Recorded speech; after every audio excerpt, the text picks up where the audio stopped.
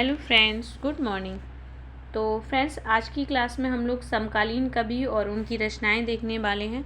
आधुनिक काल में वही साठोत्तरी कविता आंदोलन जो हमने देखा था, उसके आगे अब समकालीन कवि और उनकी रचनाएं जो हैं वो हम लोग देखने वाले हैं, जिनमें कि जगदीश गुप्त आते हैं। और जगदीश गुप्त का जन्म 1927 में, और इनकी जो रचनाएं हैं, नाव के पाँव, शब्ददंश, हिमबद्ध युग्म, छंद सती, आदिम एकांत, काफ़ी महत्वपूर्ण है ये रचनाएं। यहाँ पर हमने सभी रचनाएं क्रम से लिख रखी हैं, तो इनसे जो भी समकालीन कवि और उनकी रचनाएं पूछी जाएंगी, तो जो कि एग्ज़ाम की दृष्टि से काफ़ी महत्वपूर्ण हैं, जिनको हम याद करने की कोशिश करेंगे।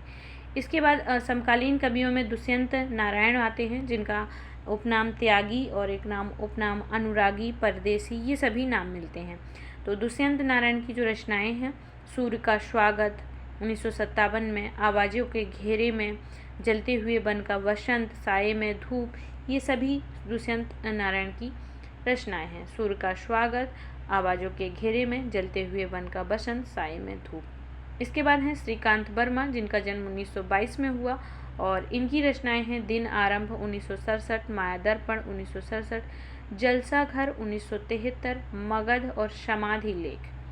इसके बाद है राजकमल चौधरी, और इनका जन्म 1931 में। इनकी रचनाएं हैं कंकावती, मुक्ति प्रसंग, स्वरगंधा। कंकावती, मुक्ति प्रसंग, स्वरगंधा, तीनों ही राजकमल चौधरी की। इसके बाद है रामदरस मिश्र, इनका जन्म 1924 में हुआ। रचनाएं इनकी बेरंग बेनाम चिट्ठियाँ, पक गई है धूप, कंधे पर सूरज, दिन एक नदी बन गया, शब्द सेतु, बारिश में भीगते बच्चे, ये सारी ही रचनाएं रामदरस मिश्र की हैं। इसके बाद हैं सुदामा पांडे धूमिल, काफ़ी मोस्ट हैं सुदामा पांडे धूमिल।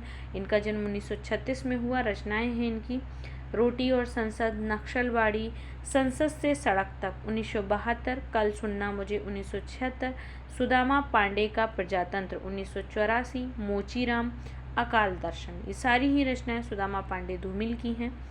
इसके बाद हैं चंद्रकांत देवताले। चंद्रकांत देवताले ने काफ़ी सारी रचनाएं लिखी हैं, तो समकालीन कविताओं में या समकालीन कवियों में इनका नाम आता है चंद्रकांत देवताले का। लगभग 12 रचनाएं इनकी मिलती हैं यहाँ पर।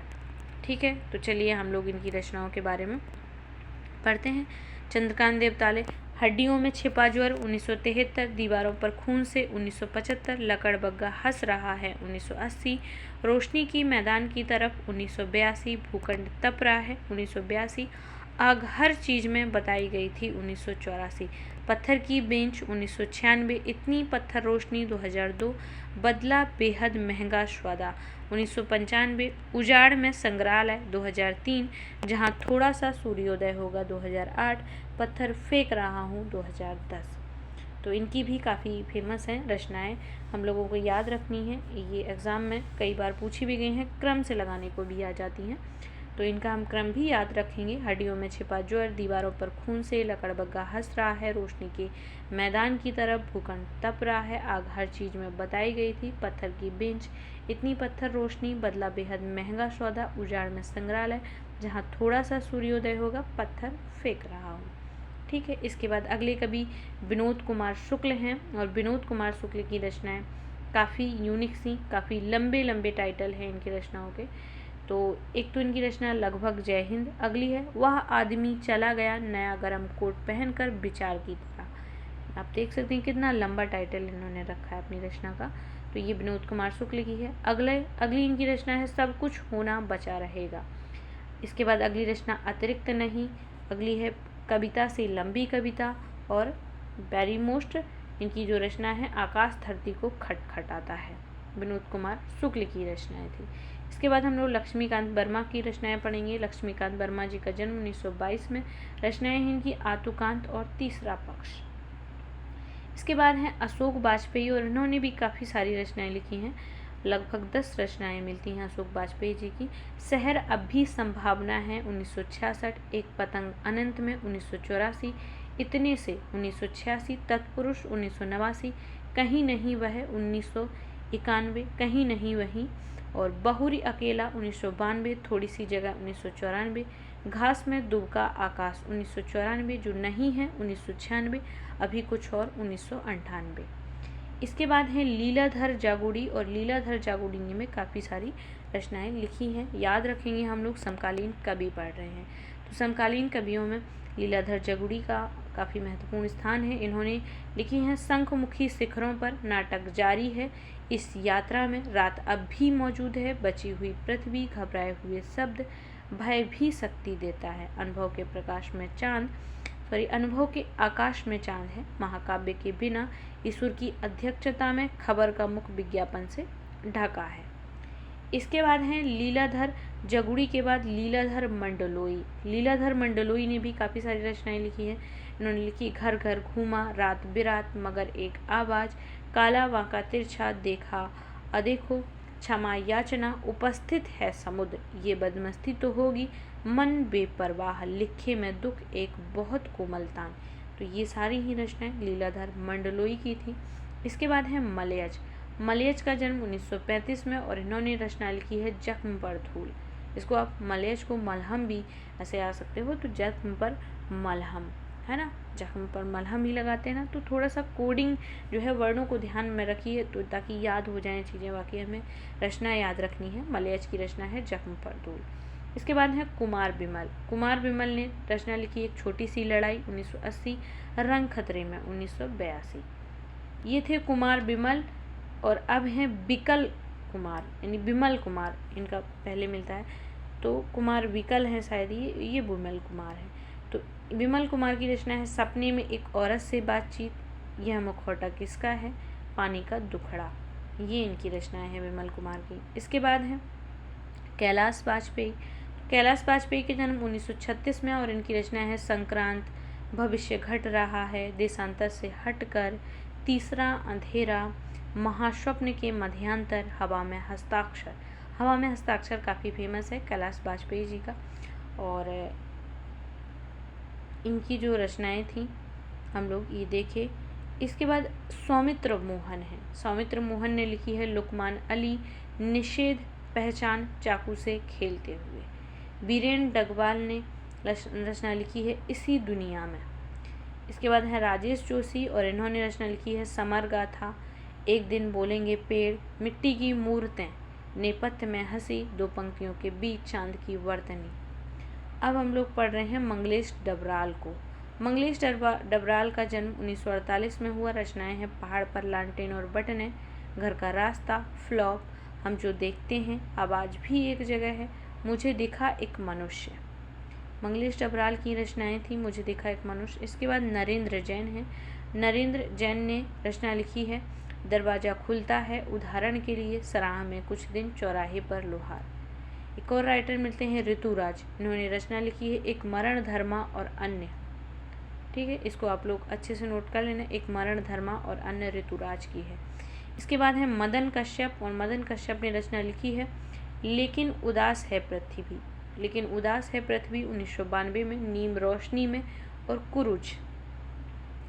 अरुण कमल की रचना है अपनी केवल धार 1980, सबूत है 1989, नए इलाके में 1996, पुतली में संसार 2001। इसके बाद है ज्ञानेंद्र पति, और ज्ञानेंद्र पति ने लिखी है आँख हाथ बनते हुए 1970, शब्द लिखने के लिए ही यह कागज बना है। कितना बढ़िया उन्होंने टाइटल रखा है अपनी रचना का, शब्द लिखने के लिए ही यह कागज बना है। गंगा तट 2000 में है इनकी रचना, संशयात्मक काफ़ी फेमस है 2004 में। इसके बाद है कुमार अंबुज। कुमार अंबुज की रचना है किबाड़ 1992, क्रूरता, अनंतिम, अतिक्रमण, अमीरी रेखा। तो इनकी 3 रचनाएं तो आ से ही हैं, 2 के से हैं, यानी किबाड़, क्रूरता, अनंतिम, अतिक्रमण, अमीरी रेखा। इसके बाद है स्वप्निल श्रीवास्तव, और स्वप्निल श्रीवास्तव की रचनाएं हैं ईश्वर एक लाठी है, ताक पर दिया सलाई, मुझे दूसरी पृथ्वी चाहिए। फिर है अगले राइटर बद्री नारायण, और उनकी रचना है सच सुने कई दिन हुए, सप्तपदियम, खुदाई में हिंसा। फिर है निलय उपाध्याय। निलय उपाध्याय की रचनाएं हैं अकेला घर हुसैन का, और कटौती। एकांत श्रीवास्तव ने लिखा है मिट्टी से कहूँगा धन्यवाद, नागरिक व्यथा, अन्य है मेरे शब्द। इसके बाद है बोधिसत्व, और बोधिसत्व की रचना है केवल कभी नहीं, हम जो नदियों का संगम है। दुख तंत्र 2004 में है। बोधिसत्व की रचना खत्म नहीं होती बात 2010 में है। उदय प्रकाश ने लिखी है सुनो कारीगर 1980 में। अबूतर कबूतर, रात में हारमोनियम, कासे कबूतर, ये सारी रचनाएं उदय प्रकाश की हैं। प्रयाग शुक्ल ने लिखी है रचना यह लिखता हूँ, बीते कितने बरस, कविता 93। रमेश चंद्र शाह की काफ़ी फेमस है रचनाएं। कछुए की पीठ पर, नदी भागती आई, देखते हैं शब्द भी अपना समय, हरिश्चंद्र आओ प्यारे मुचकंद, तो ये रमेश चंद्र शाह की रचनाएं थी। इसके बाद है बलदेव बंसी, और बलदेव बंसी की रचना है अंधेरे के बावजूद, बच्चे की दुनिया, कोई आवाज़ नहीं, उपनगर में वापसी, बांक गंगा। आलोक धनबा की बहुत बढ़िया रचना है, बहुत अच्छा टाइटल इन्होंने रखा है रचना का, दुनिया रोज बनती है। आलोक धनबा की रचना है दुनिया रोज बनती है। श्री राम वर्मा की जो रचना है वो है कालपात्र। इसके बाद शंभुनाथ सिंह भी काफ़ी फेमस हैं, इनकी रचनाएं भी बहुत महत्वपूर्ण हैं। दर्द जहाँ नीला है, समय शिला पर, कलापी, संचयिता, पांच जन्य, माध्यम में, खंडित सेतु, रूपरश्मि, छायालोक, उदयांचल, मनवंतर, दिवालोक। इसके बाद है अब्दुल बिस्मिल्लाह, 1949 में इनका जन्म हुआ और इनकी रचना है छोटे बुतों का बयान। असद जैदी ने लिखा है कविता का जीवन।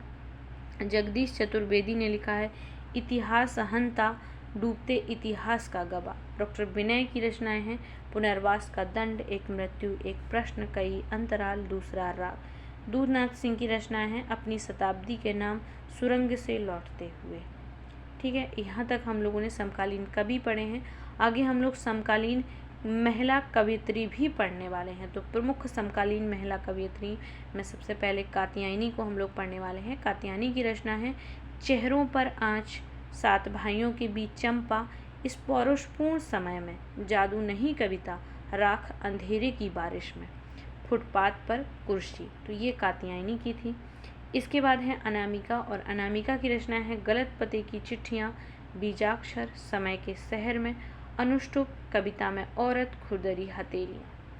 इसके बाद है इंदु जैन, और इंदु जैन की रचना है आँख से छोटी चिड़िया, हमसे पहले भी लोग यहाँ थे, हवा की मोहताज क्यों रहूं, कौन तेरा कौन सा, कुछ ना कुछ टकराएगा जरूर। इंदु जैन की ये रचना काफ़ी अच्छी लगती है मुझे, कुछ ना कुछ टकराएगा जरूर, सबूत क्यों चाहिए।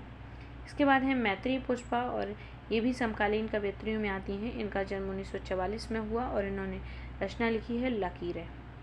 गगन गिल की रचना है एक दिन लौटेगी लड़की, अंधेरे में बुढ़ा, यह आकांक्षा समय नहीं, थपक थपक दिल थपक थपक। इसके बाद अर्चना वर्मा, इन्होंने रचना लिखी है कुछ दूर तक लौटा है विजेता, कुछ दूर तक लौटा है विजेता।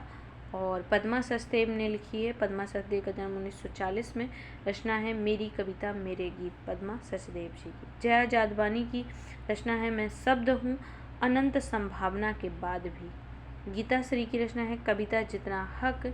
अगली राइटर हैं नीरजा माधव, तो आपको नीरजा माधव का इतिहास ग्रंथ कमेंट में लिखकर बताना है कि नीरजा माधव ने इनके इतिहास ग्रंथ का क्या नाम है। नीरजा माधव का जन्म 1962 में, और रचना है प्रथम छंद में स्वप्न, प्यार लौटाना चाहेगा, प्रस्थान त्रयी। और अगली राइटर हैं वर्तिका नंदा, और इन्होंने लिखा है मर जानी। ठीक है, तो ये आज हम लोगों ने समकालीन कवि और समकालीन कवयित्रियों के बारे में पढ़ा, जो कि काफ़ी महत्वपूर्ण थी एग्जाम की दृष्टि से। आधुनिक काल में हम लोग चरम सीमा पर हैं, तो यहाँ पर हम लोग अभी गद्य विधाओं के बारे में भी देखेंगे। बाकी थोड़ा बहुत और इसमें जैसे गज़ल रह गया, दलित साहित्य रह गया, वो हम लोग करेंगे अभी अगली क्लास में। तो आज के लिए फ्रेंड्स इतना ही, मिलते हैं अगली क्लास में। Thank you so much.